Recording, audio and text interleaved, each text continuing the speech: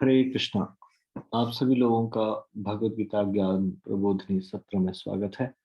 हम लोग भगवत गीता ज्ञान प्रबोधिनी के 12वें अध्याय से चर्चा कर रहे हैं। हम भगवत गीता यथारूप प्रश्नावली संख्या 12 शांति सूत्र अध्याय से प्रश्न उत्तरों पर चर्चा करेंगे। कल तक हमने पहले प्रश्न से चर्चा की, आज हम दूसरे प्रश्न से आगे की चर्चा करेंगे। इससे पहले कि हम ये शुरू करें, कृपया आप सब लोग मेरे साथ ये प्रार्थना बोलिए। ओम अज्ञानतिमिरान्धस्य ज्ञानाञ्जनशलाकया चक्षुरुन्मिलितं येन तस्मै श्रीगुरुवे नमः। श्रीचैतन्यमनोभीष्टं स्थापितं येन भूतले स्वयं रूपः कदा मह्यं ददाति स्वपदान्तिकम्। वन्देऽहं श्रीगुरोः श्रीयुतपदकमलं श्रीगुरुन् वैष्णवांश्च श्रीरूपं साग्रजातं सहगण रघुनाथान्वितं तं सजीवं साद्वैतं सावधूतं परिजनसहितं कृष्ण चैतन्य देवं श्रीराधा कृष्णपादान् सहगण ललिता श्रीविशाखान्वितांश्च। हे कृष्ण करुणा सिंधो दीनबंधो जगतपते गोपेश गोपिका कांत राधा कांत नमोस्तुते। तप्त कांचन गौरांगी राधे वृंदावनेश्वरी विश्वानुसुते देवी प्रणमामि हरिप्रिय। वाञ्छाकल्पतरुभ्यश्च कृपा सिन्धुभ्य एव च पतितानां पावनेभ्यो वैष्णवेभ्यो नमो नमः। जय श्री कृष्ण चैतन्य प्रभु नित्यानंद श्री अद्वैत गदाधर शिवासादि गौर भक्त वृंदा। हरे कृष्ण कृष्ण कृष्ण हरे हरे, हरे राम राम राम हरे हरे।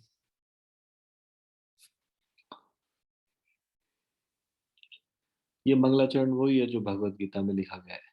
छोटा मंगलाचरण बोलते हैं इसको। बड़े वाला मंगलाचरण है जो हम सुबह पढ़ते हैं। तो मंगलाचरण पढ़ने के बाद भगवत गीता पढ़ना शुरू करना चाहिए, ऐसा आपका नियम बनना चाहिए।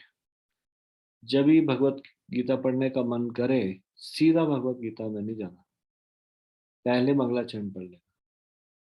आप देखेंगे आपका कितना एकदम अंडरस्टैंडिंग हो जाएगी। जैसे ही मंगलाचरण पढ़ना शुरू करेंगे, सारे आचार्य लोग आपकी सहायता करने लग जाएंगे। आपका जो अंडरस्टैंडिंग होगी वो डिफरेंट होगी जब आप डायरेक्टली पढ़ेंगे और जब आप मंगलाचरण के साथ पढ़ेंगे। मंगलाचरण से सारी चीजें मंगल होनी शुरू हो जाती है। हमारा ग्रेस्पिंग पावर भी बढ़ जाता है। सारे आचार्यों की अहेतु की कृपा प्राप्त होती है। इसलिए ये मंगलाचरण मिस नहीं करना चाहिए। मंगलाचरण ध्यान पूर्वक पढ़ना चाहिए। सुबह लंबे वाला मंगलाचरण पढ़ते, वो डिस्प्ले होता है जूम पे, फोन पे, स्क्रीन में। तो याद नहीं तो उसमें से पढ़ सकते हैं। ये तो अभी तक वैसे मंगलाचरण याद हो गया होगा, ये तो शॉर्ट वाला है। तो इस तरह से आपको करना चाहिए। 5वें अध्याय का 29वां श्लोक कृपया निकाल दीजिए। 5वें अध्याय का 29वां 29th श्लोक 5.29।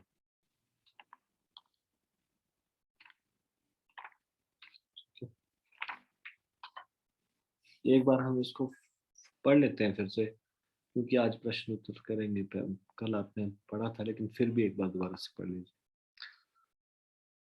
भोक्तारं यज्ञतपसां सर्वलोकमहेश्वरं सुहृदं सर्वभूतानां ज्ञात्वा मां शांतिं गच्छति।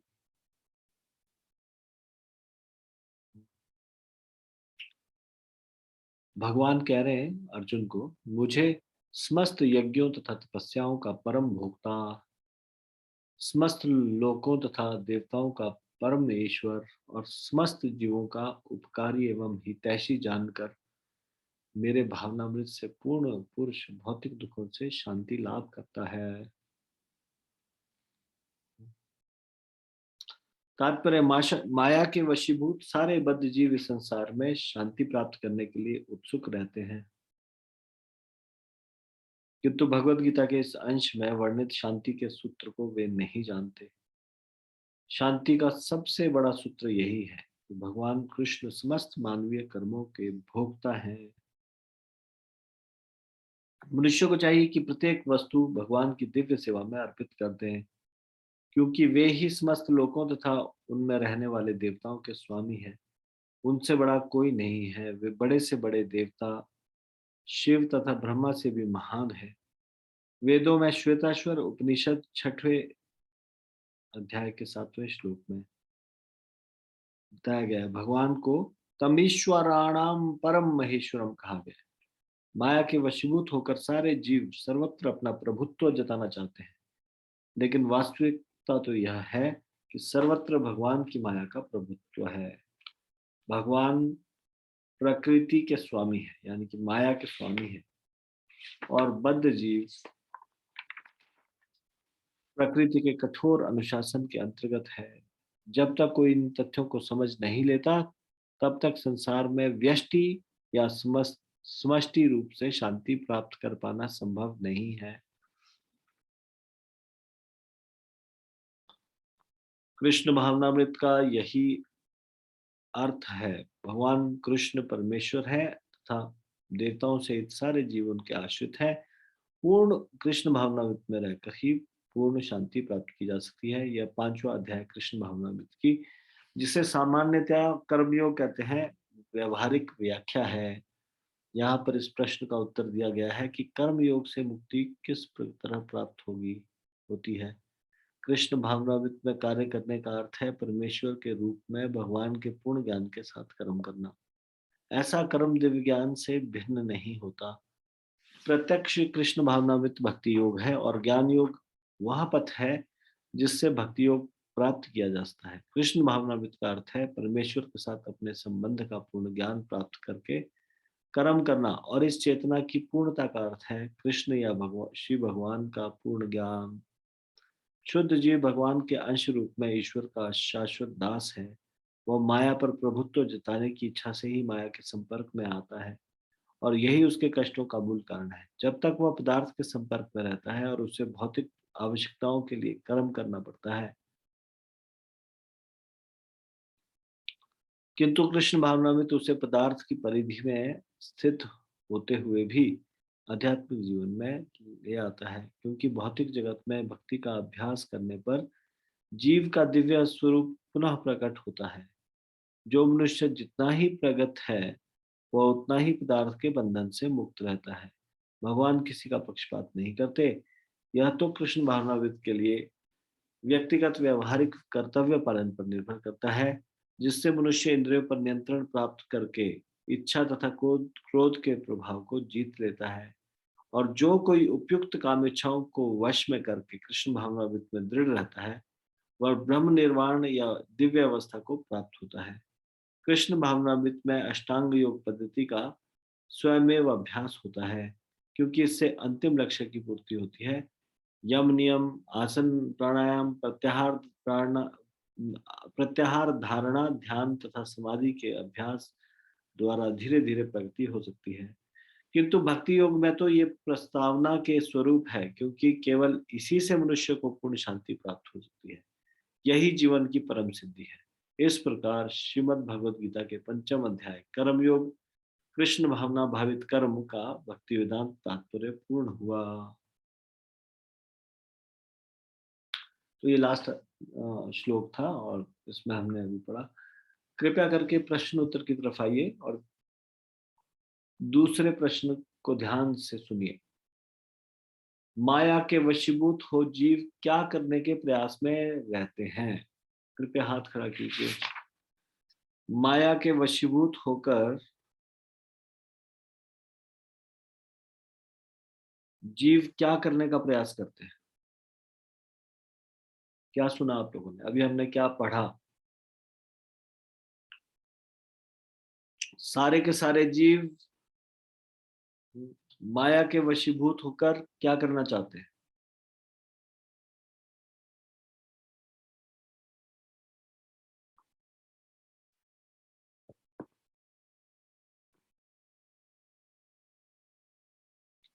किस चीज का प्रयास करते रहते हैं?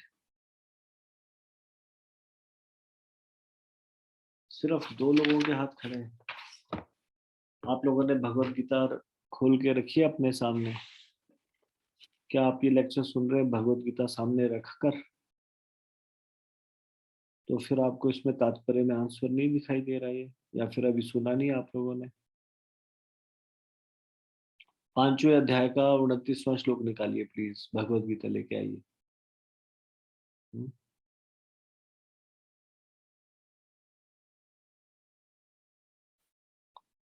एक बार जाइए और भगवत गीता लेकर आइए, 5वें अध्याय का 29वां श्लोक निकालिए। अब तात्पर्य में शुरुआत में ही दिया गया है ये चीज। हम्म?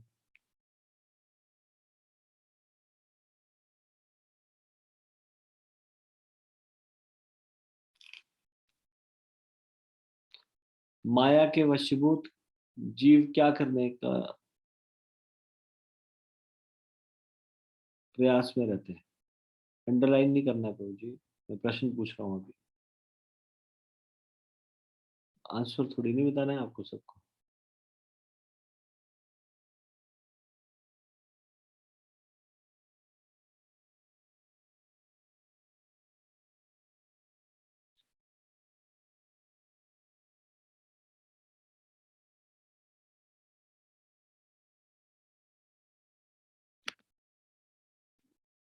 नित्य किशोरी माता जी बताइए प्लीज।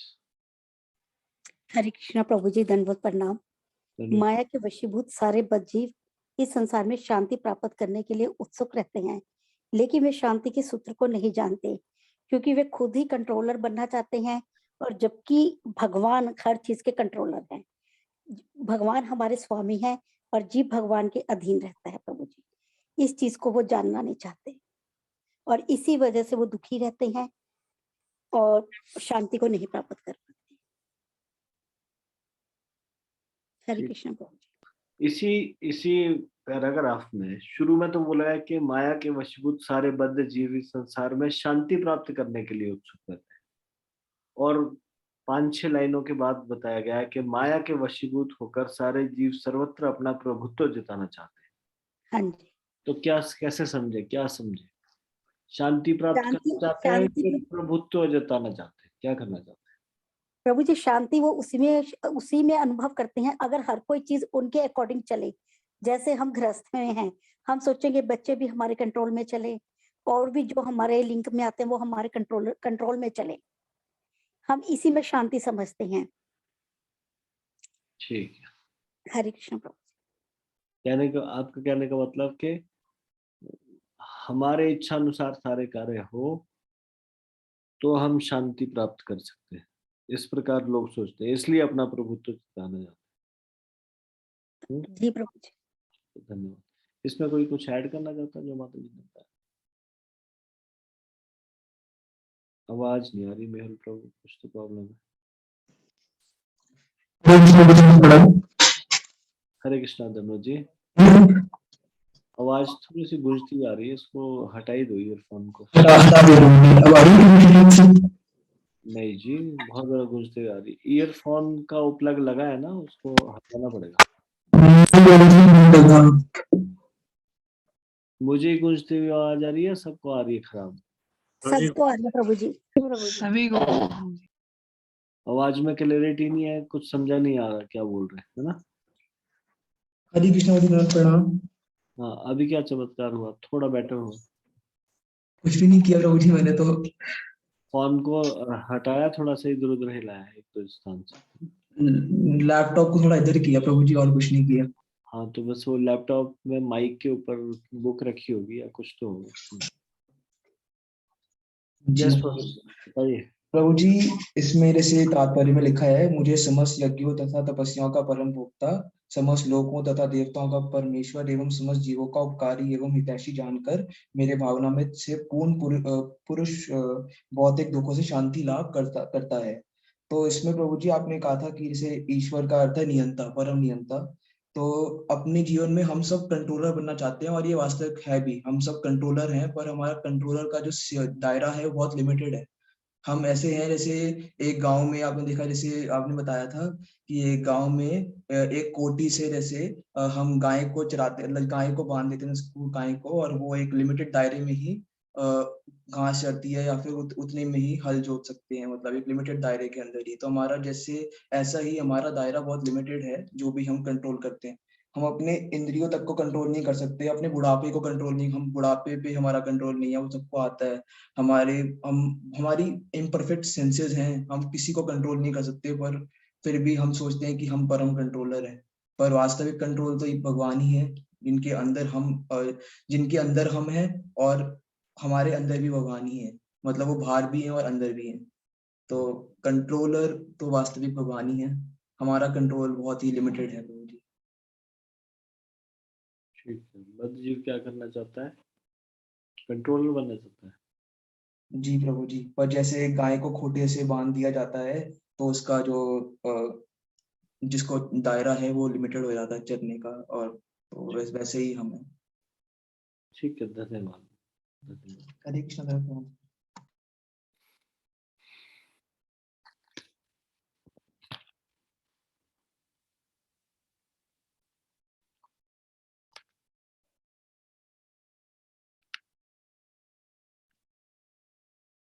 मैं ऐड कर रहा हूँ। नहीं, मैं आगे बढ़ रहा हूँ। तीसरा श्लोक। इस श्लोक में मानसिक अशांति से ग्रस्त लोगों के लिए दिया गया त्रिसूत्री शांति सूत्र क्या है? पहले तो 3 पॉइंट पीस फॉर्मूला क्या है ये बताना है। नेक्स्ट है प्रत्येक बिंदु के लिए एक उदाहरण जो आपने प्रभुपाद की पुस्तकों या भगवद गीता प्रबोधनी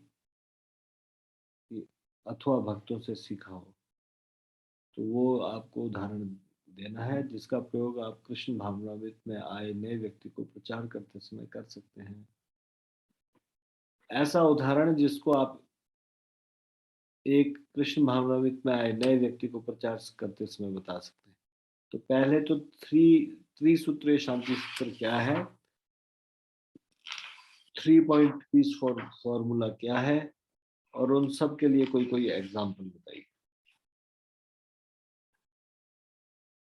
हाथ खड़ा कीजिए please.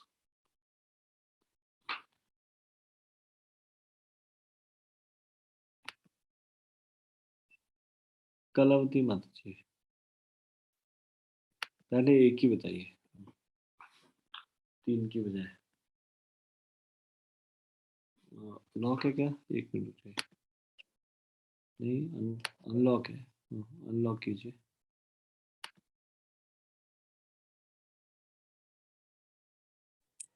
Hare Krishna Prabhu. Hare Prabhu ji, 1 minute.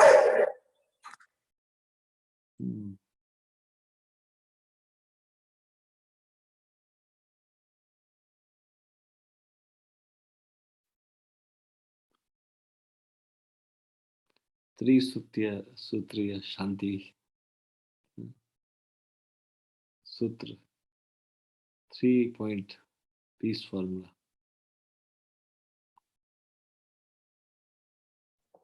हरे कृष्ण प्रभु जी, दंडवत प्रणाम। सॉरी प्रभु जी, सॉरी। आप पीसफुल लग रहा है थोड़ा। जी, त्रिसूत्रीय शांति सूत्र है, भगवान परम नियंता है, भगवान परम भोक्ता है, और भगवान परम स्वामी है। यही हमारा त्रिसूत्रीय शांति सूत्र है, जो कि सॉरी क्वेश्चन नहीं है प्रभु जी मेरे पास। और इसको एक्सप्लेन अगर करना हो तो हमने उसमें पढ़ा था अभी इसी चैप्टर में कि भगवान परम नियंता है, उसके लिए हमने उस ग्रामीण व्यक्ति की स्टोरी पढ़ी थी, जो कह रहा था कि मैं जो एक सबसे बड़ा महान व्यक्ति है उसी की सेवा करना चाहता हूँ। तो पहले वो एक शायद मेयर के पास जाता है और उसकी सेवा करने लगता है। तो एक दिन देखता है कि उस मेयर के पास भी कोई एक आता है जिस माने कोई एक किसी का गवर्नर आता। हाँ, गवर्नर का आदमी शायद ना, गवर्नर हाँ, गवर्नर का एक आदमी प्रतिनिधि। गवर्नर का एक प्रतिनिधि आता है। तो वो देखता है कि मेयर उसकी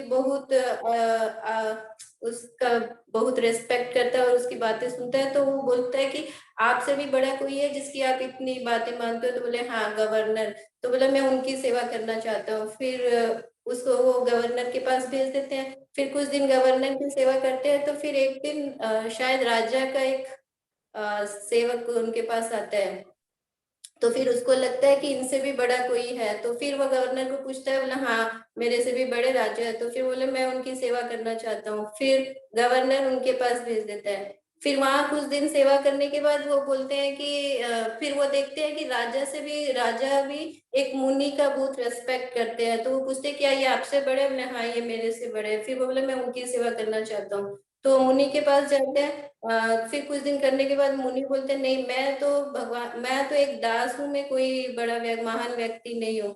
तो फिर बोलते हैं महान है कौन? तो बोले तुम नारायण के मंदिर में जाओ। तो वो जाते हैं, लेकिन रात हो जाती है, मंदिर बंद हो जाता है, तो वो वहीं दरवाजे के पास सो जाते हैं।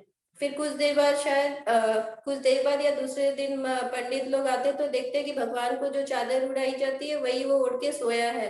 तो सब सोचते हैं कि इसके पास चादर आई कहाँ से?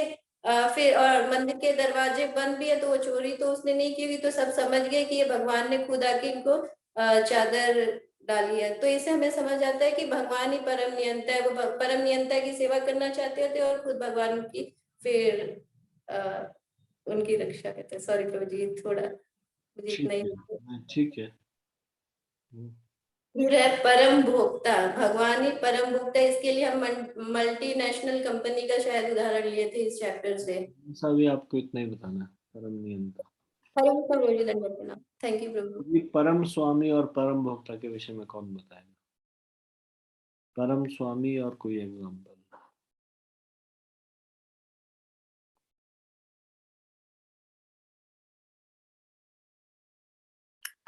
परम नियंता का कोई और एग्जाम्पल कोई बता सकता है?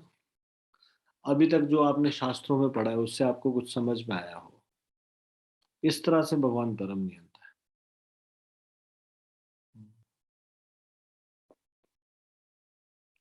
अचिंत्य गौरव, यस तो जी बताइए। हरे कृष्ण प्रभु जी, जैसे अभी जो ये ब्रह्मा जी की जो प्रभु जी एक बार लीला हुई थी कि जब वो ब्रह्मा जी भगवान के पास जाते हैं द्वारका में मिलने के लिए, तो जब भगवान पूछते हैं, वो बोलते हैं द्वारपालों से कि भगवान को बोलिए मैं ब्रह्मा आया हूँ, तो भगवान पूछते हैं कौन से ब्रह्मा? तो फिर ब्रह्मा जी इस बात से आश्चर्यचकित हो जाते हैं कि भगवान ऐसा क्यों पूछ रहे हैं। तो इस वाली कथा में प्रभु जी ये एस्टैब्लिश होता है कि भगवान परम नियंता है। कितने सारे ब्रह्मा है, कितने सारे शिव है, इंद्र है, भगवान सबके नियंता है प्रभु जी। ये आ सकता है क्या प्रभु जी? हाँ जी, आ सकता है। और कोई एग्जांपल किसको याद आ रहा है कि भगवान परम नियंता है? इसको कैसे प्रूव करके बताया जा सकता है अपने जो आपने कथा सुनी उसके हिसाब से? भगवान परम नियंता है और कोई इसके लिए कुछ उदाहरण दिया जा सकता हरे कृष्णा भाई, दोनों प्रणाम प्रभु जी। है? प्रणाम। तो जी एक छोटी सी स्टोरी है, मेरे को प्रभु जी मैं श्योर नहीं हूँ कि आप इसको एक्सेप्ट करेंगे नहीं करेंगे, बट एक बारी प्रभु जी नारद मुनि जी जा रहे थे ना भगवान विष्णु से मिलने के लिए, तो वो उन्होंने पूछा कि एक भक्त एक मोची से पूछा और एक जो है वो वेद शास्त्री ब्राह्मण से की कोई ऐसी स्टोरी थी जिसमें वो भगवान के पास जाते हैं, उनसे पूछा कि मेरी मुक्ति कब होगी। नहीं तो तो उससे कैसे प्रूव होता है कि परम नियंता है? वो बताया ना कि जो वेद नियंता पार्टी था, जो वेद पार्टी पंडित था, उसको जब बताया नारद मुनि ने कि भगवान ये कह रहे थे कि वो अपने जो है लोक के अंदर हाथी के यानी कि सुई से यानी कि हाथी को आर पार कर रहे थे, तो उसने तो मना कर दिया, परंतु जो मोची था भक्त भगवान का, उसने बोला हाँ अवश्य कर सकते हैं, क्योंकि जो भगवान एक छोटे से बीज से इतने बड़ा वृक्ष उत्पन्न कर सकते हैं और उससे कितने वृक्ष उत्पन्न कर सकते हैं, तो वो हाथी को छोटी सी सुई के छिद्र से भी बाहर अंदर पार कर सकते हैं, क्योंकि वो परम नियंता है। इस तरीके की कोशिश होगी। हरे विष्णु भगवान।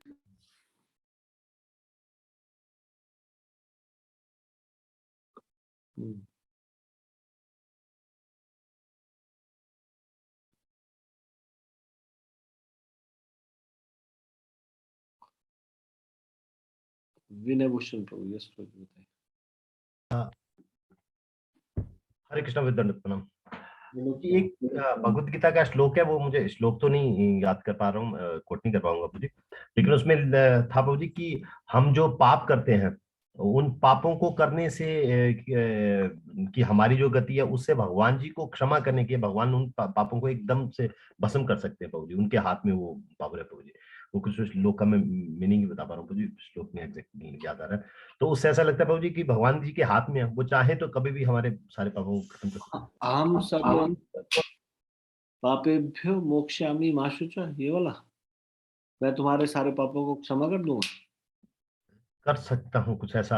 हाँ शायद यही होगा मुझे, मैंने तो वो भगवत गीता के उसमें सुना था। तो क्योंकि वो उनकी पावर ज्यादा है हमारे पाप कर्मों की स्पीड से, उनकी क्षमा करने की ताकत ज्यादा है, कुछ ऐसा तो वो भगवत गीता में नहीं है, वो एक श्लोक है कि हम चिंतन हमारे जितने अनेक जन्म, जितने पाप हम कर भी नहीं सकते, उससे ज्यादा भगवान क्षमा कर सकते हैं। वो भगवत गीता में नहीं है। शायद किसी को और का क्षमा करें प्रभु जी। पर ये मुझे लगता है तो उससे मीनिंग आता है प्रभु जी कि उनके पास पावर है प्रभु जी, वो कुछ भी चीजों को कभी भी, हम चाहे जितने बजे गुनाह करें वो 1 सेकंड में उसको खत्म कर सकते हैं। हरे कृष्ण। ठीक है, धन्यवाद। कोई और कुछ बोलने लगा था?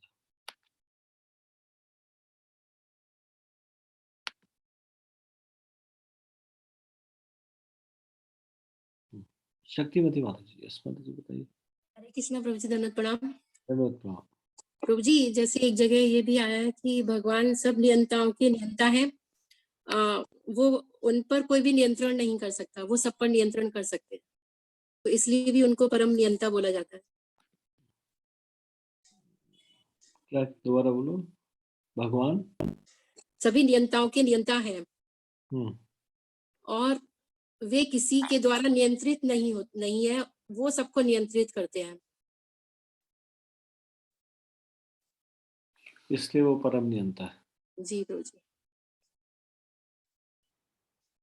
हरे कृष्ण प्रभु जी, धन्यवाद प्रणाम।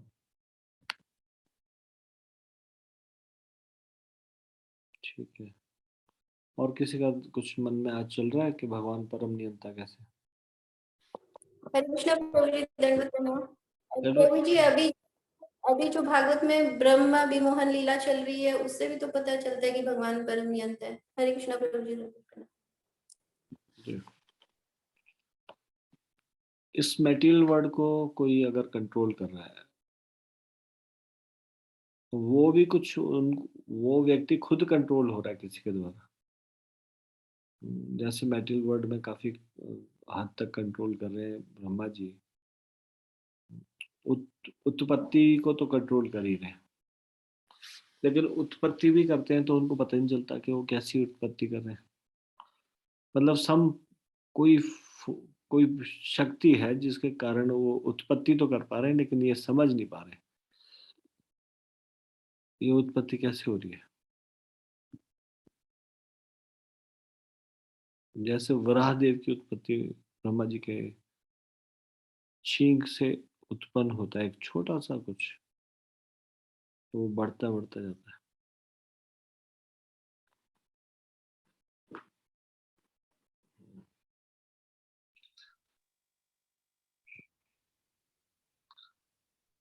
नित्य किशोर प्रभु जी, दंडवत प्रणाम जी। धन्ना सिंह प्रभु, यस प्रभु। प्रभु जी पीछे सूत्र में भी बताया था प्रभु जी, संसार में प्रत्येक वस्तु जो है और प्रत्येक जीव जी का कोई उद्गमन ना कोई उद्गमन है। उदाहरण के लिए आप का पिता से आपसे पिता पैदा हुए, आपके अपने पिता से पैदा हुए, उनके एक पिता थे और उनके पिता से वो पिता हुए। इस प्रकार यदि कोई जीवन का मूल तक जाए तो भगवान ही तक पहुंच जाएगा, और इसी प्रकार ये समझा जा सकता है कि भगवान सभी जीवों के परम पिता हैं।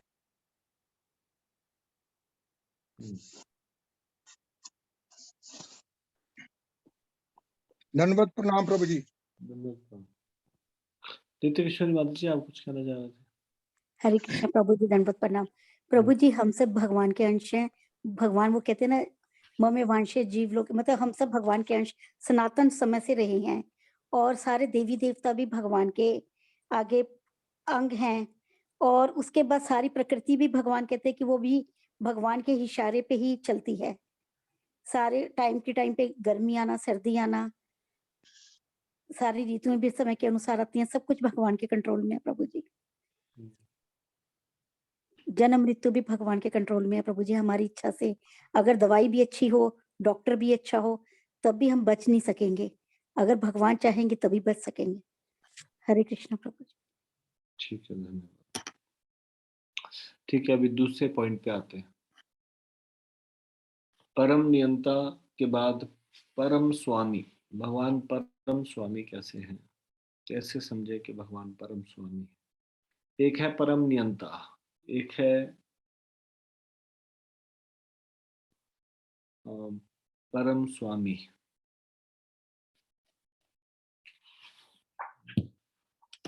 नियंता होता है कंट्रोलर,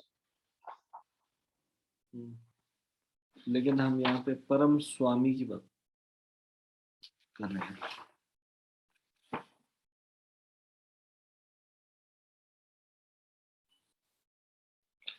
परम नियंता और परम स्वामी कोई एक ही चीज तो नहीं है? एक ही चीज है? क्या लगता है आपको? परम नियंता बोलना और परम स्वामी बोलना, ये एक ही बात है? ऐसा हो सकता है कि कोई परम स्वामी हो लेकिन परम नियंता ना हो, और परम नियंता हो तो परम स्वामी ना हो।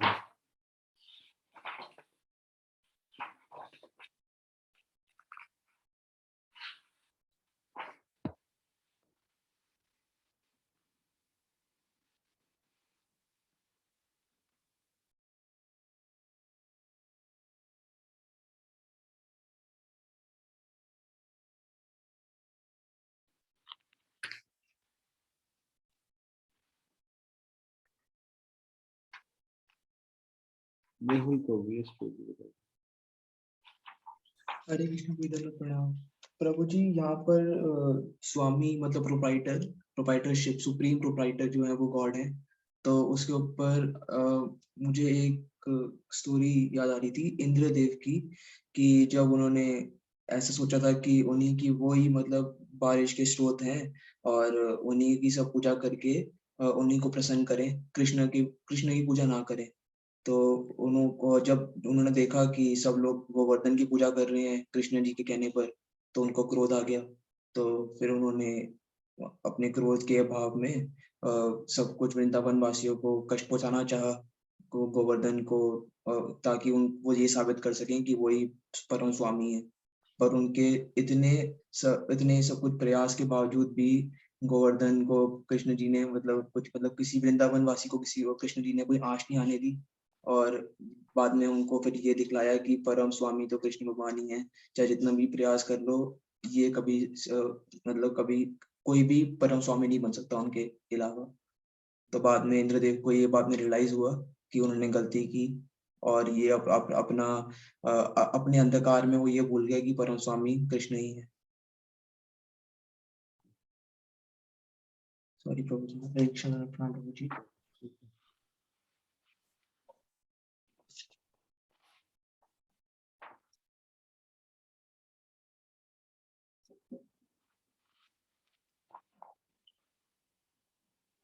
परम स्वामी के रूप में वो सभी के सुप्रीम फ्रेंड है ऑफ ऑल लिविंग बीइंग्स, और कंट्रोलर है और प्रोप्राइटर भी है।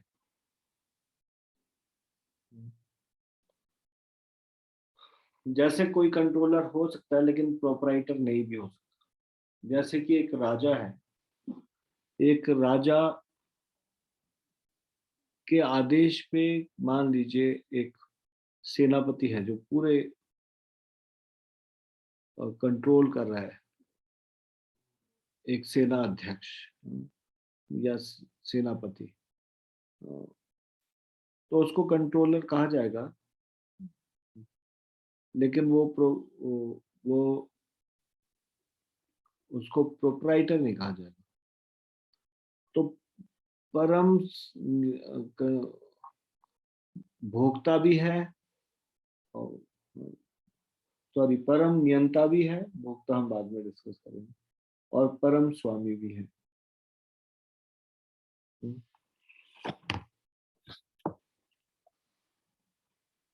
जैसे हम इस शरीर के स्वामी हैं, लेकिन ये शरीर एक किराए का मकान है, उसमें एक व्यक्ति रहता है, उस व्यक्ति का ही मकान कहलाया जाता है, लेकिन वास्तव में उसको भी पता रहता है कि वो उसका मकान नहीं है, एक दिन खाली करना पड़ेगा, किराए का मकान है।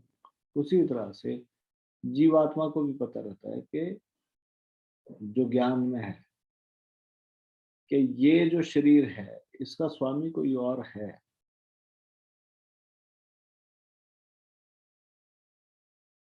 कुछ समय के लिए मुझे मिला, लेकिन वास्तव में प्रोप्राइटर कोई और है, परम स्वामी।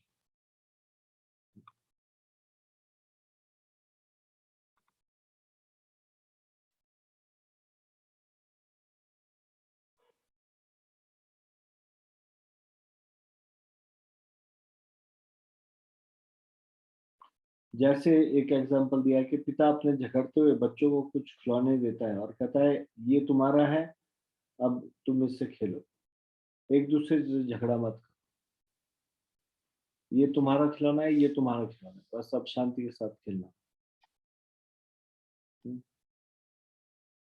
उसी प्रकार से भगवान ने भी हमको दिया, ये तुम्हारा अमेरिका, ये तुम्हारा भारत। वास्तव में ना अमेरिका अमेरिका वासियों का है, ना भारत भारतवासियों का है, सब कुछ भगवान का ही है।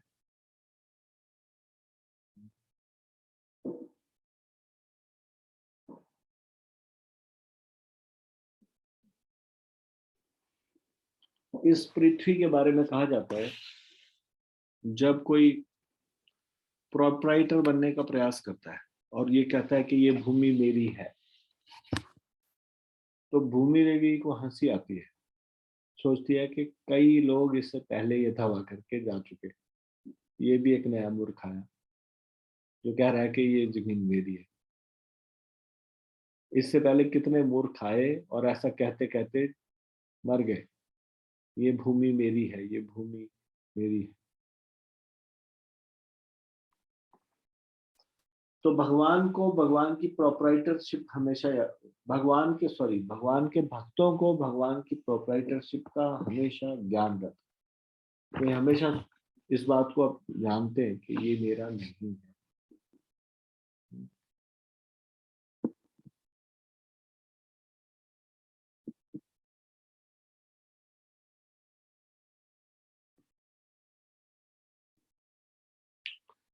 इस जो भी इस संसार में रह रहे हैं, किसी भी देश में रह रहे हैं, तो देश की सारी संपत्ति पर राजा का हक है या फिर सरकार का हक है। आपको पता है ये चीज? जब चाहे जिसको, अगर जैसे कानून बनाया गया है, अगर कभी नेशनल हाईवे बनाने के रास्ते में कुछ जगह आती है तो उसको अन्य स्थान पे जगह दे दी जाएगी, लेकिन वो हट नहीं कर सकता कि मुझे यहीं पे मकान बन तोड़ दिए जाते हैं और उसका हर्जाना दे दिया जाता है, लेकिन उसको उसका अधिकार, पहला अधिकार गवर्नमेंट का। पहले के समय में राजा गांव के गांव लोगों को दे देता था बसने के लिए, और ये गांव इस व्यक्ति का,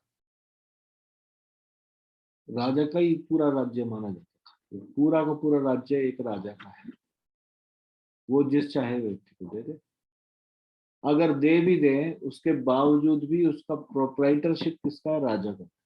उसी तरह से ये शरीर हमको मिल भी गया या इस संसार की कुछ वस्तुएं मिल भी गई, एक्चुअल प्रोप्राइटरशिप भगवान का, जब मर्जी क्लेम कर ले, वापस ले ले। जैसे आप लोगों को शायद ये पता है या नहीं पता, जो भी पैसे आप लोगों ने बैंक में जमा कराए हैं वो सबके नाम पे लिखे हैं कि उस व्यक्ति का इतने लाख रुपए है या इतने करोड़ रुपए है बैंक में। लेकिन अगर कभी इमरजेंसी आ गई देश के ऊपर तो सारा पैसा सरकार इस्तेमाल कर सकती, सारा पैसा सरकार का है, आपका कुछ भी नहीं। जो आपने पैसा जमा कराया बैंक में, उसका असली, आप सोचे कि मैं तो दिन रात मेहनत करके मर गया और बैंक में रखा, तो नहीं, बैंक में रखा बढ़िया है, लेकिन जब चाहे सरकार उसको ले सकती है। अगर कभी आपत्ति हो गई देश के ऊपर, तो सारा धन इस्तेमाल कर सकती है। लिखा आपके नाम पे है, सरकार की इच्छा से आपको दिया मिल रहा है, लेकिन वास्तविक उसके ऊपर कंट्रोल है सरकार का।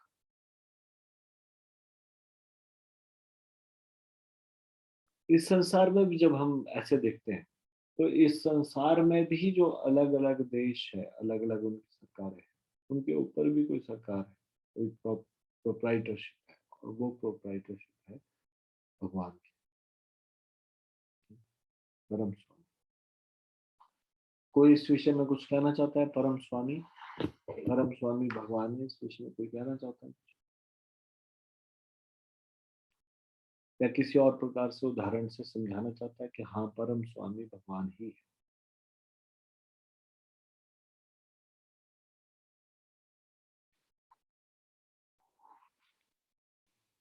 मेहुल प्रभु, यस प्रभु, बताइए। हरे कृष्ण, दंडवत प्रणाम। प्रभु जी, गलत हो सकता है थोड़ा। प्रभु जी, इसमें हिरण्यकशिपु का कहानी आ सकती है कि उन्होंने सोचा था कि वही परम नियंता है, और उसी मतलब उनके पास ब्रह्मा जी का आशीर्वाद है कि उनको ना इस समय मारे जा सकता है, ना इस स्थान पे मारे जा सकता है। ऐसे करके उनके पास बहुत सारे ब्रह्मा जी के आशीर्वाद थे, और उनको इस बात का घमंड हो गया था कि वही परम स्वामी है। पर फिर जब उन्होंने भगवान ने देखा कि इस घमंड के भाव में उन्होंने अपने पुत्र जो भगवान के भक्त थे उनको कष्ट पहुंचाना चाहा, तो उन्होंने फिर बाद में ये सिद्ध करा कि परम स्वामी तो भगवान ही है। और उन्होंने बाद में उनको इसीलिए क्रोध आया था कि इस मूर्ख ने अपने आप को परम स्वामी कहकर संबोधित किया।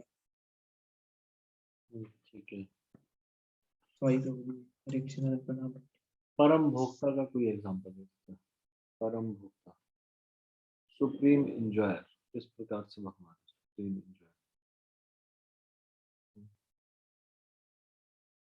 तो हमने परम नियंता, परम स्वामी के बारे में चर्चा की। अभी परम भोक्ता के बारे में बताइए।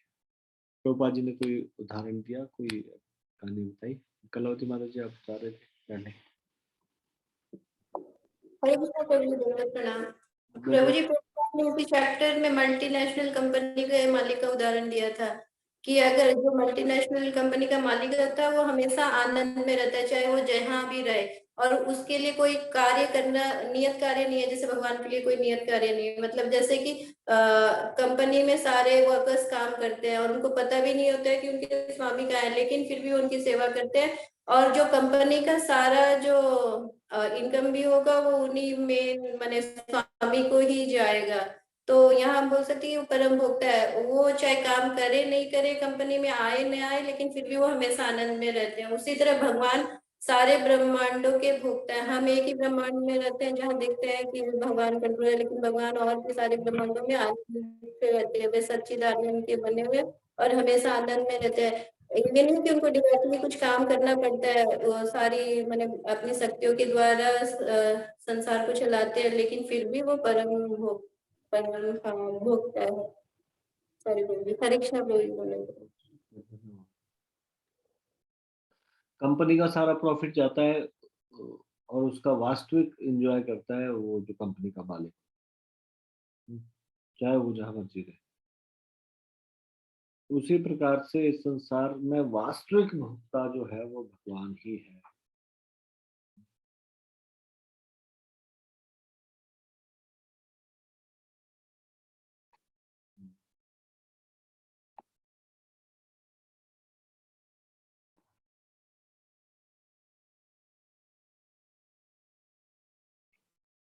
अगर भगवान को हम परम भोक्ता मानकर उनकी प्रेम और सेवा करते हैं, तो हम सच्चा सुख प्राप्त कर सकते हैं। हमें जो भी कुछ सुख प्राप्त होगा वो भगवान को सुख प्रदान करके बाय प्रोडक्ट जो हैप्पीनेस मिलेगी वो रियल हैप्पीनेस। इस संसार में स्वामी बनने का प्रयास करेंगे तो हैप्पीनेस, वो हैप्पीनेस नहीं है।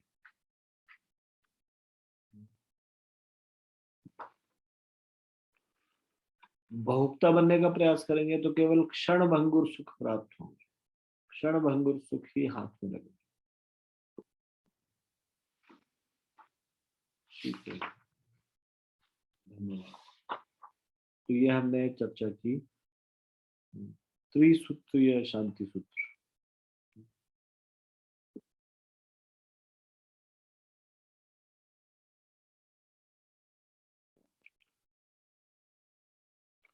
तो 5वें अध्याय के 29वें श्लोक से हमने चर्चा की।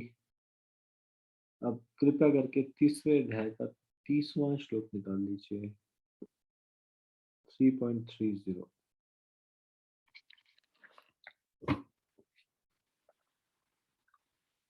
कृपया 3रा अध्याय का 30वां श्लोक निकाल लीजिए।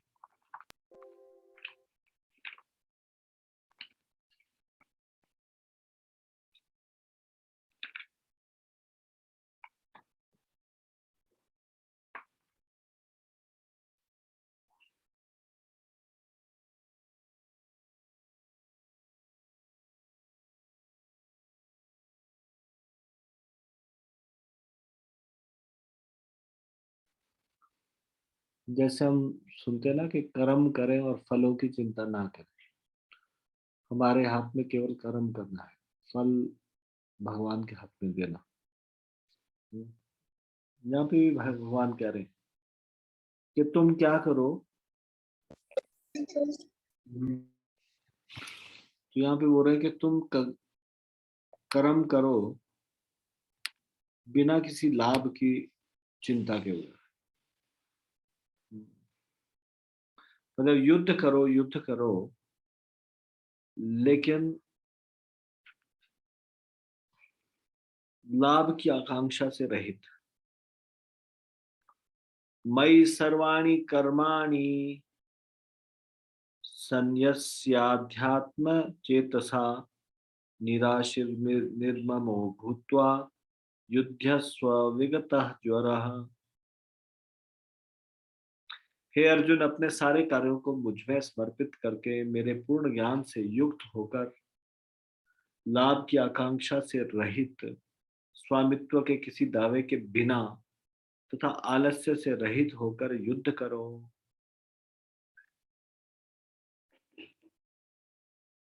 सारे कार्यों को मुझे समर्पित करो। पहले तो पूर्ण ज्ञान से युक्त होकर। क्या क्या कौन सा पूर्ण ज्ञान से युक्त होकर? क्या है इसमें भगवान का क्या कहने का मतलब है? पूर्ण ज्ञान से युक्त होना क्या है?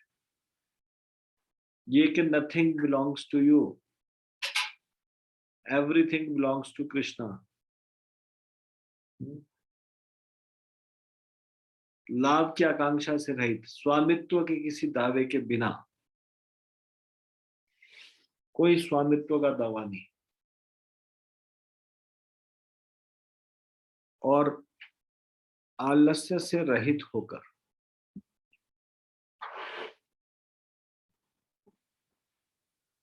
युद्ध करो।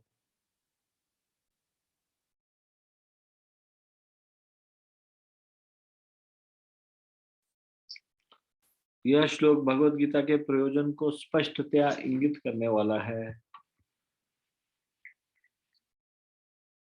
भगवान की शिक्षा है कि स्वधर्म पालन के लिए सैन्य अनुशासन के सदृश पूर्णतया कृष्ण भावना भावित होना आवश्यक है।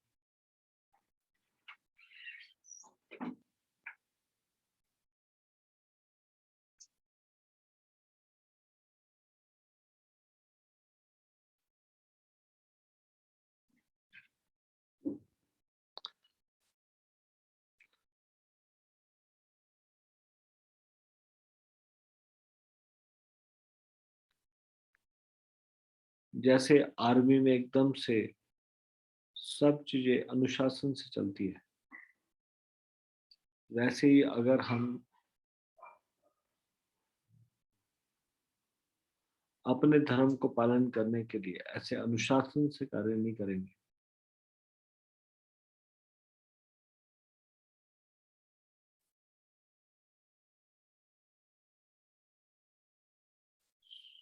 सैन्य अनुशासन के समान पूर्णतः कृष्ण भावना में भावित होना आवश्यक है। ऐसे आदेश से कुछ कठिनाई उपस्थित हो सकती है, फिर भी कृष्ण के आश्रित होकर स्वधर्म का पालन करना ही चाहिए। क्योंकि यह जीव की स्वाभाविक स्थिति है।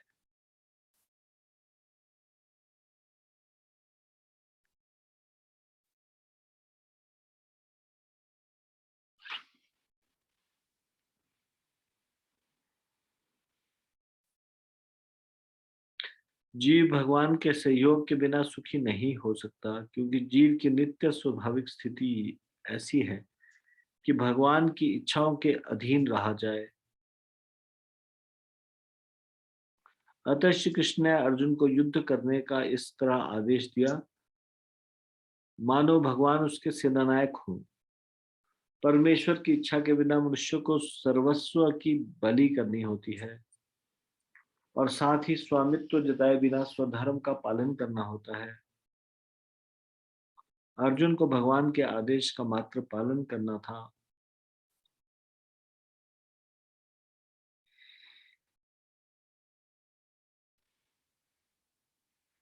परमेश्वर समस्त आत्माओं के आत्मा है, अतः जो पूर्णतया परमेश्वर पर आश्रित है, या दूसरे शब्दों में जो पूर्णतया कृष्ण भावना भावित है, वह अध्यात्म चेतसा कहलाता है।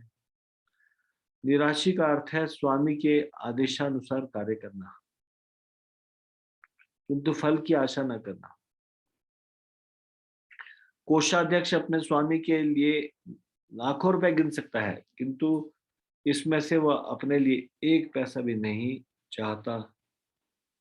इसी तरह मनुष्य को यह समझना चाहिए कि इस संसार में किसी व्यक्ति का कुछ भी नहीं है, सारी वस्तुएं परमेश्वर की है। मई अर्थात मुझ में का वास्तविक तात्पर्य यही है। और जब मनुष्य इस प्रकार से कृष्ण भावनामृत में कार्य करता है, तो वह किसी वस्तु पर अपने स्वामित्व का दावा नहीं करता। यह भावनामृत निर्वम अर्थात मेरा कुछ नहीं है कहलाता है। यदि ऐसे कठोर आदेश को, जो शारीरिक संबंध में तथाकथित बंधुत्व भावना से रहित है, पूरा तरह से कुछ झिझक हो तो उसे दूर कर देना चाहिए। इस प्रकार मनुष्य विगत ज्वर अर्थात ज्वर या आलस्य से रहित हो सकता है।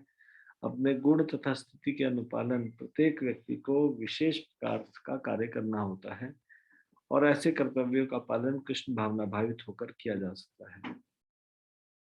इससे मुक्ति का मार्ग प्रशस्त हो जाएगा।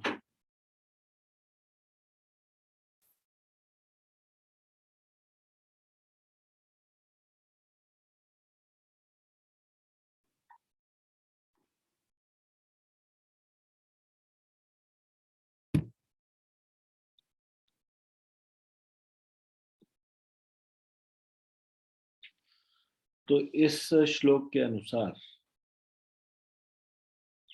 भगवान श्री कृष्ण ने अर्जुन को एक सेनानायक की भांति युद्ध करने का आदेश क्यों दिया, बताइए। भगवान श्री कृष्ण ने अर्जुन को एक सेनानायक की भांति युद्ध करने का आदेश क्यों दिया?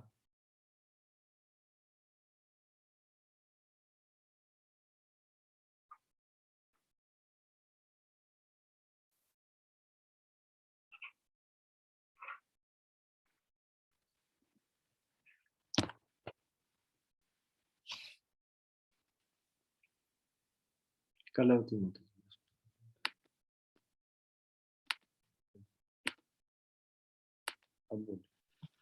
हरे कृष्ण प्रभु जी, दंडवत प्रणाम। प्रभु जी, भगवान की शिक्षा है कि स्वधर्म पालन के लिए सैन्य अनुशासन के सदृश पूर्णतया कृष्ण भावना भावित होना आवश्यक है। जीव भगवान के सहयोग के बिना सुखी नहीं हो सकता, क्योंकि जीव की नित्य स्वाभाविक स्थिति ऐसी है कि भगवान की इच्छाओं के अधीन रहा जाए। अतः श्री कृष्ण ने अर्जुन को युद्ध करने के इस तरह आदेश दिया, मानो भगवान उसके सेनानायक हो। हरे कृष्ण प्रभु जी, दंडवत प्रणाम।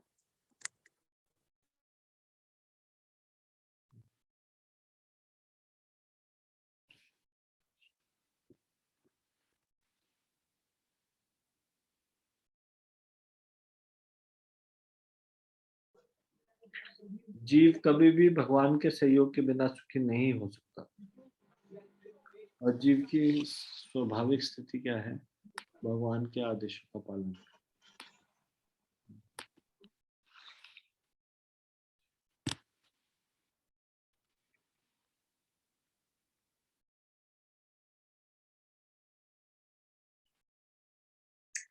ये जीव की स्वाभाविक और नित्य स्थिति है कि भगवान की इच्छाओं के अधीन रह जाए।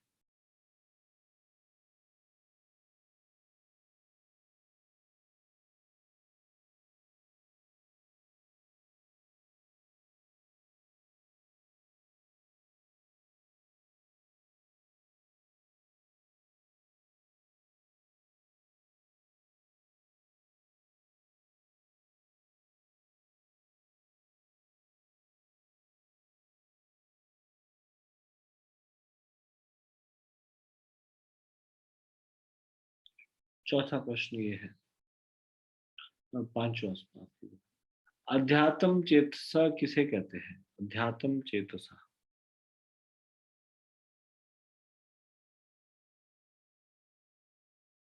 अध्यात्म चेतसा किसे कहा जाता है?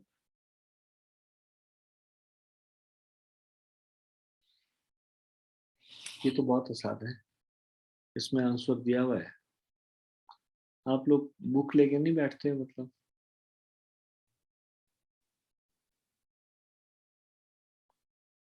शक्तिमती माता।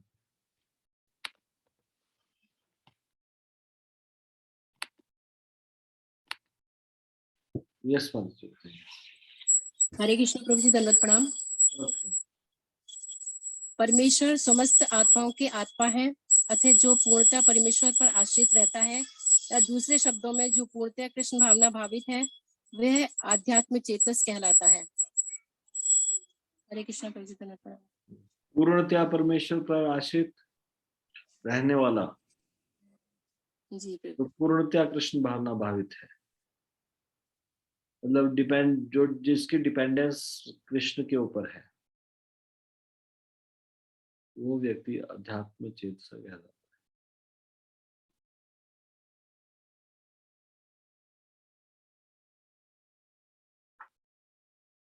आखिरी प्रश्न इस श्लोक का,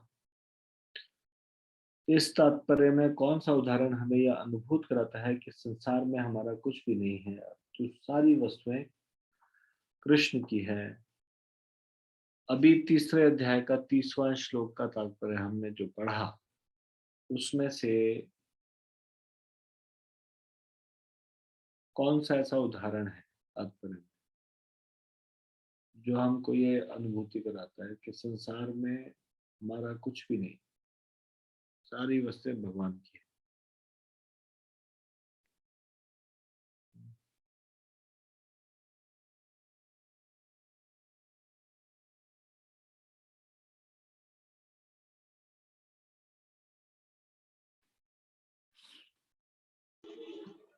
ये प्रश्न, ये श्लोक तो घर से पढ़ने के लिए दिए थे, घर में नहीं भी पढ़े, अगर अभी भी पढ़े, अगर नहीं भी पढ़े अभी, अगर बाद में आप आए और आपने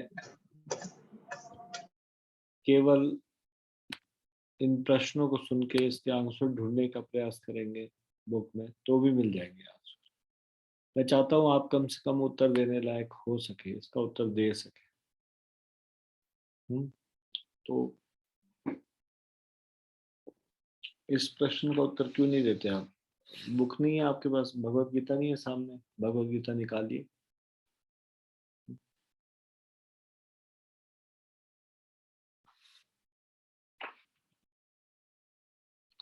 प्रश्न ये है, तात्पर्य जो हमने पढ़ा उसमें किस बात से, कौन सा उदाहरण हमें ये अनुभूत कराता है कि संसार में हमारा कुछ भी नहीं है, अपितु सारी वस्तुएं कृष्ण की है?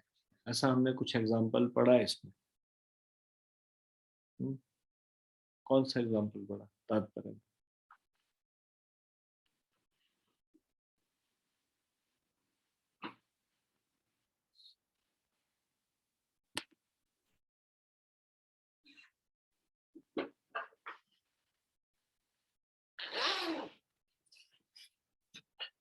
तो देखिए, अगर आप कुछ देर के लिए भी भगवत गीता की पुस्तक नहीं खोलेंगे, है ना, तो सामने अगर, और दिन तो क्वेश्चन आंसर नहीं होते, आज क्वेश्चन आंसर चल रहे हैं अभी जो लास्ट में, तो यदि आप थोड़ा सा भी उसमें प्रयास नहीं करेंगे तो फिर ये चीजें एकदम से वैसी सुनेंगे और उसके बाद निकल जाएंगी।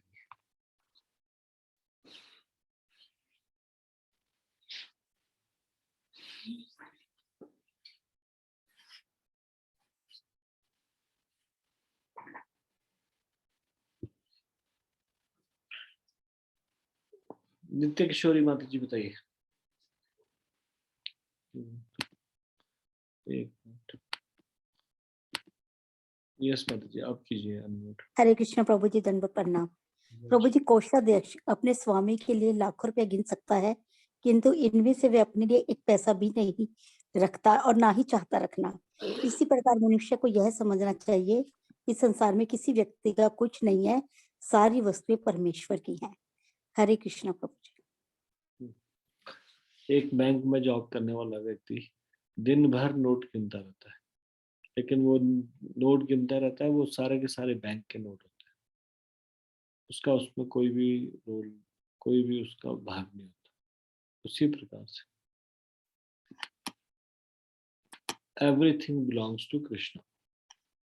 इस एग्जाम्पल से हमको पता चलता है कि संसार में हमारा कुछ भी नहीं है, सब भगवान का है, कृष्ण का।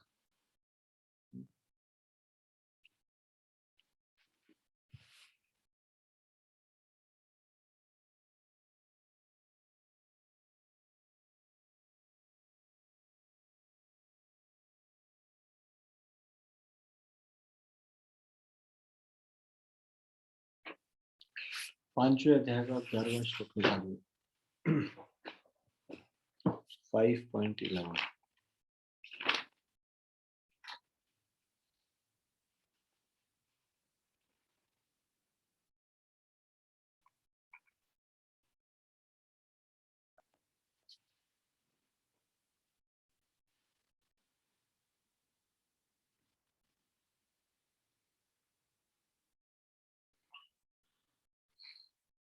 अचिंत्य गौर प्रभु डिस्प्ले कीजिए 5.11।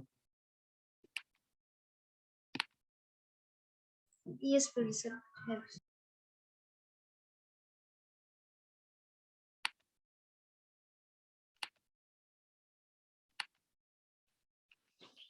कायेन मनसा बुद्ध्या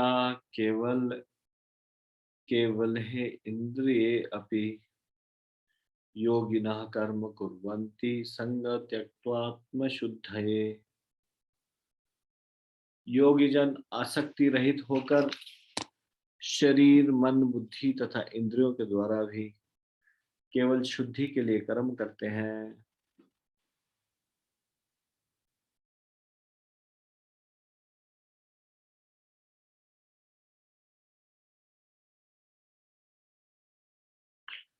प्रोप्राइटरशिप ना समझकर,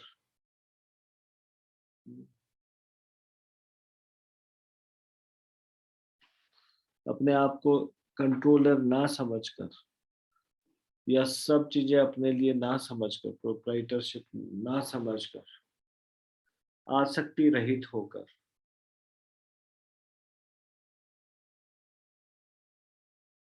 शरीर, मन, बुद्धि और इंद्रियों के द्वारा भी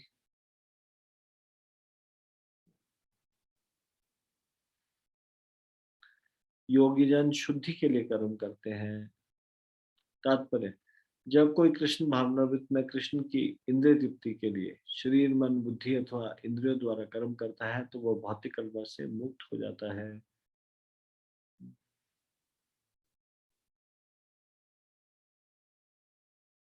कृष्ण भावना भावित व्यक्ति के कार्यों से कोई भौतिक फल प्रकट नहीं होता। इस सेंटेंस से क्या समझते हो आप?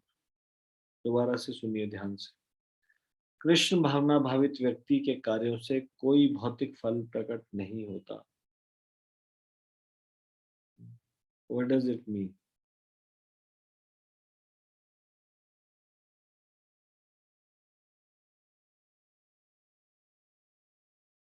कृष्ण भावना भावित व्यक्ति के कार्यों से कोई भौतिक फल प्रकट नहीं होता। इससे आप क्या समझते हैं?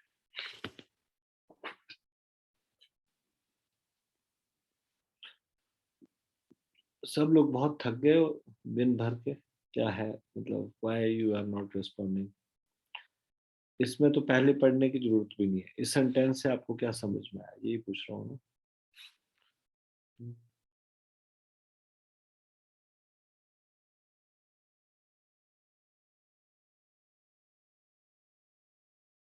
कृष्ण भावना भावित व्यक्ति के कार्यों से कोई भौतिक फल प्रकट नहीं होता। इसका मीनिंग बताइए।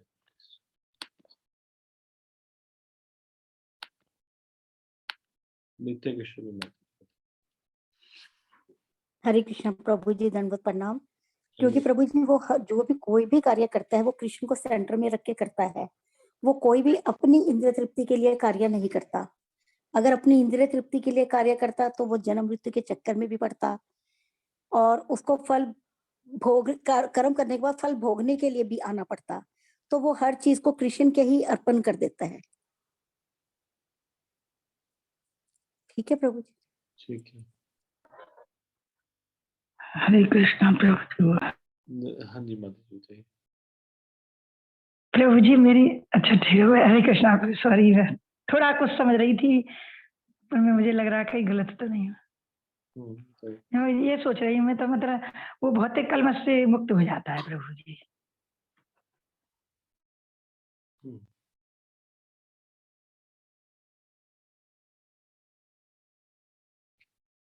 नहीं, मतलब कृष्ण भावना भावित व्यक्ति के कार्यों से कोई भौतिक फल प्रकट नहीं होता का क्या मतलब? भौतिक फल नहीं प्रकट होना मतलब? नित्य किशोरी माता जी आपने क्या कहा था? क्या भौतिक फल प्रकट नहीं होने का क्या मतलब है? वो एक तो अपने सेंटर में कृष्णा के लिए ही कार्य करता है प्रभु जी। वो जो भी कार्य करता है वो अपने व्यक्तिगत मतलब अपनी इंद्रिय तृप्ति के लिए कार्य नहीं करता। जो भी कुछ करता है उसका जो भी फल है वो कृष्ण को ही अर्पण करता है। मान लो जैसे प्रभु जी अगर उसने कुछ बिजनेस में भी प्रॉफिट, मतलब अगर वो बिजनेस भी करता है तो वो एक तो परिवार को भी अपना नहीं समझता कि ये भगवान ने मुझे परिवार दिया है, मुझे उसका पालन पोषण करना है। इस तरीके से तो प्रभु जी वो हर चीज में ही कृष्णा को देखता है, तो उसको कोई भी कर्म फल नहीं बांध सकता। ठीक है, धन्यवाद। भौतिक फल प्रकट नहीं होने का मतलब है ना अच्छा फल मिलना ना बुरा फल मिलना। जब कोई कृष्ण भावना भावित कर्म करता है तो आप सोचोगे ये तो बड़ी अजीब बात है कि बुरा फल नहीं मिलेगा, वो तो ठीक है, पर अच्छा फल भी नहीं मिलेगा। अच्छा फल मिलने का मतलब है यहाँ पे इस संसार में ना कोई पुण्य होगा ना पाप होगा। ये आपने किसी ने क्यों नहीं बताया? ये बताना चाहिए था ना कि अकर्म है, भक्ति में कर्म मतलब अकर्म, तो उसका कोई फल नहीं मिलता। ना पाप का फल होता ना पुण्य का फल होता।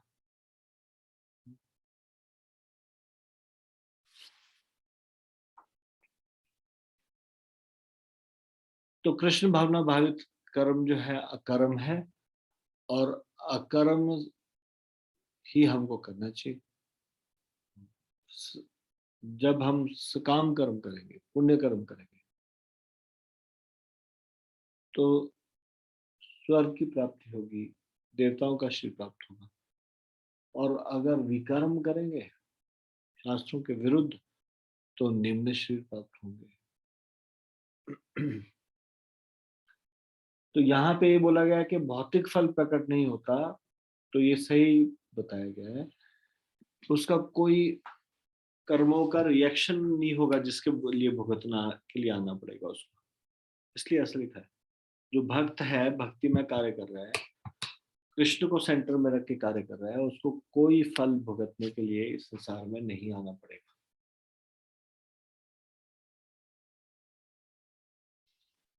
क्योंकि ना तो पाप कर्म क्रिएट हो रहा है ना पुण्य कर्म क्रिएट हो रहा है। भक्ति में कर्म करेंगे अगर कृष्ण की प्रसन्नता के लिए तो ना पाप कर्म हो रहा है ना पुण्य कर्म हो रहा। क्लियर है? समझ में आया या फिर इसमें किसी का कुछ क्वेश्चन लग आ रहा है माइंड में?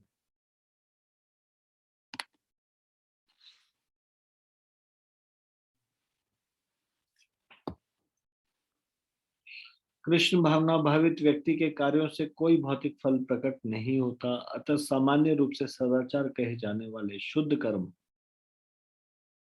कृष्ण भावनामृत में रहते हुए सरलता से संपन्न किए जा सकते हैं। श्रील रूप गोस्वामी ने भक्ति रसामृत सिंधु के 1.2.187वें श्लोक में इस तरह से वर्णन किया है। इहा यस्य हरेर्दास्ये कर्मणा मनसा गिरा निखिला अप्यवस्थासु जीवन मुक्त स उच्यते।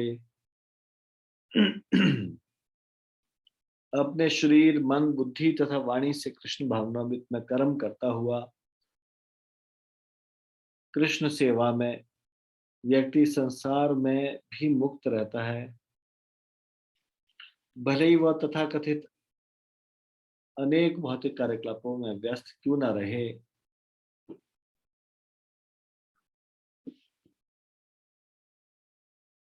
उसमें अहंकार नहीं रहता, क्योंकि वह इसमें विश्वास नहीं रखता कि वह भौतिक शरीर है अथवा यह शरीर उसका है।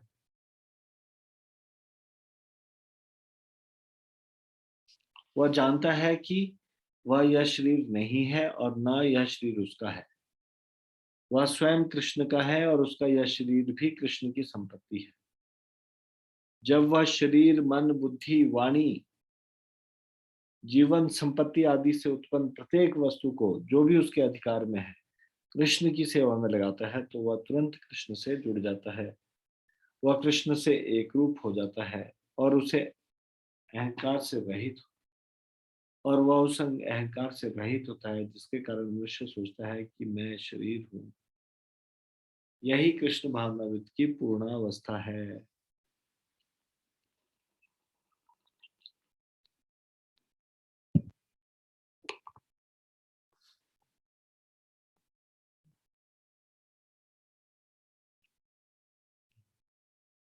तो ये था 5वें अध्याय का 11वां श्लोक। अब 5वें अध्याय के 11वें श्लोक से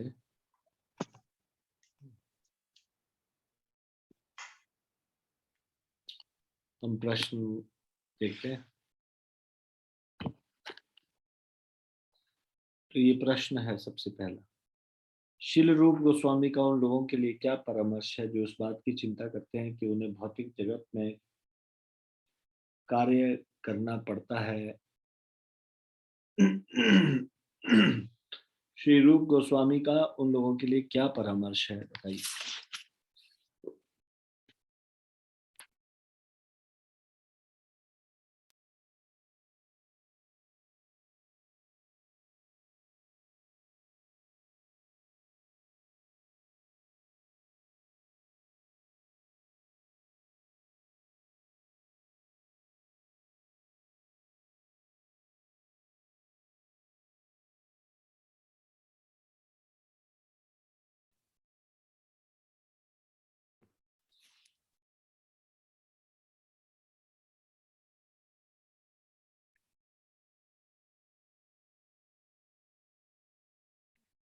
शक्ति मंत्री। हरे कृष्णा प्रभु जी, धन्यवाद, प्रणाम। शील रूप गोस्वामी का परामर्श है कि अपने शरीर, मन, बुद्धि तथा वाणी से कृष्ण भावनामृत में कर्म करता हुआ कृष्ण की सेवा में व्यक्ति इस संसार में भी मुक्त रहता है, भले ही वह तथाकथित अनेक भौतिक कार्यकलापों में व्यस्त क्यों न रहे। हरे कृष्णा प्रभु जी, धन्यवाद, प्रणाम।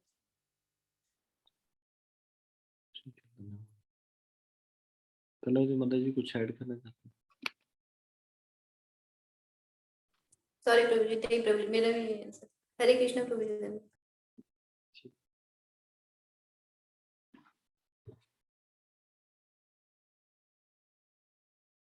प्रश्न के बाद हाथ नीचे कर देना चाहिए।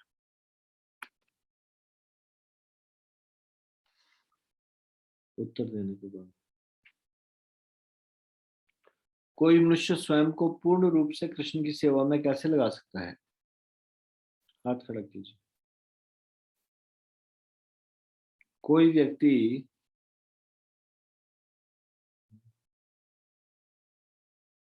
स्वयं को पूर्ण रूप से कृष्ण की सेवा में कैसे लगा सकता है? कृपया बताइए।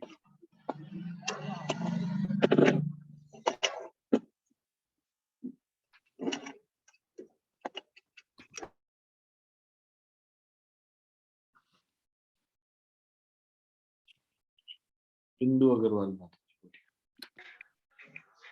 हरे कृष्णा प्रभु जी, धन्यवाद, प्रणाम। प्रभु जी जरा क्वेश्चन एक बार दोबारा से रिपीट कर दीजिए। मनुष्य स्वयं को पूर्ण रूप से कृष्ण की सेवा में कैसे लगा सकता है? मनुष्य पूर्ण रूप से भगवान की सेवा में इस प्रकार लगा सकता है अपने को, जब वह शरीर, मन, बुद्धि, वाणी, जीवन, संपत्ति आदि से उत्पन्न प्रत्येक वस्तु को जो भी उसके अधिकार में है कृष्ण की सेवा में लगाता है, तो वह तुरंत कृष्ण से जुड़ जाता है।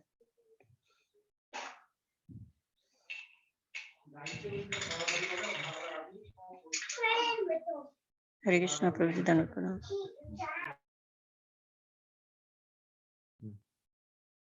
इसमें कोई ऐड करना चाहते हैं कुछ, कोई एग्जांपल कहीं से या कुछ, कोई भी चीज?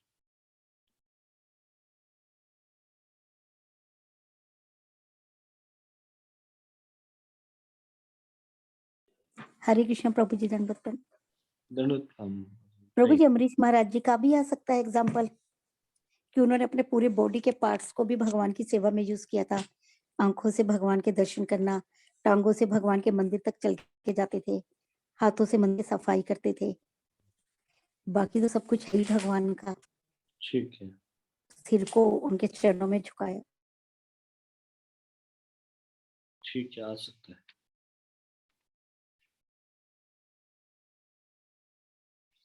धन्यवाद। अभी किसी को कुछ बोलना है? हरे कृष्णा प्रभु जी, दंडवत प्रणाम। धन्यवाद प्रणाम। प्रभु जी, आज के लिए मैं आपसे सॉरी बोलने के लिए बात कर रही हूँ, क्योंकि प्रभु जी मैं बाहर हूँ, मैं सुन सकती हूँ पर जवाब नहीं दे सकती, रोड में बहुत शोर है, कोई बात नहीं, इसलिए मैंने जवाब नहीं दिए। प्रभु जी प्लीज आज के लिए मुझे क्षमा करिए। No problem.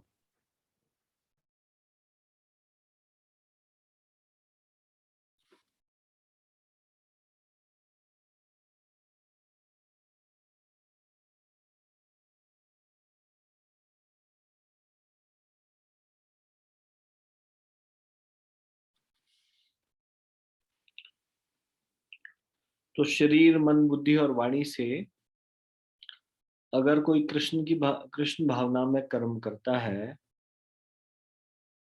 तो वो पूरी तरह से अपने आप को कृष्ण की सेवा में लगा सकता है, सारे कार्यों करते हुए भी।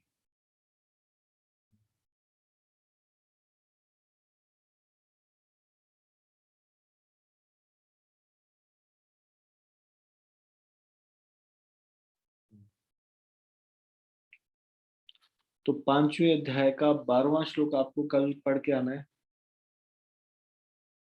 11वां और 12वां दोनों पढ़ लीजिएगा, इसमें से काफी सारे क्वेश्चन है। नहीं सॉरी, 5वें अध्याय का 12वां और 16वें अध्याय का 11वां और 12वां कृपया नोट कर लीजिए।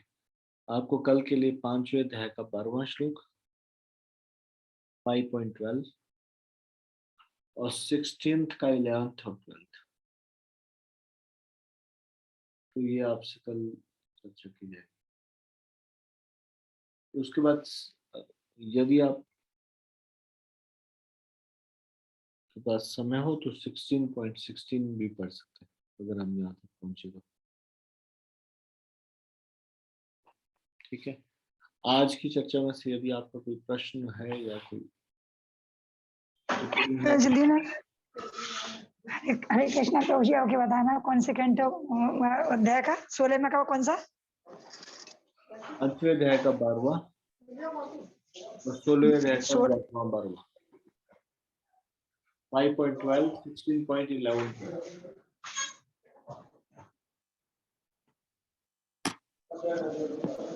ठीक है, ठीक है। म्यूट कर। ठीक है, हम इसको यहीं पे विराम देते हैं। भगवत गीता ज्ञान प्रबोधिनी की जय। श्रीमद् भगवत गीता की जय। श्रील प्रभुपाद की जय। निताई गौर प्रेमानंदे। हरि हरि बोल।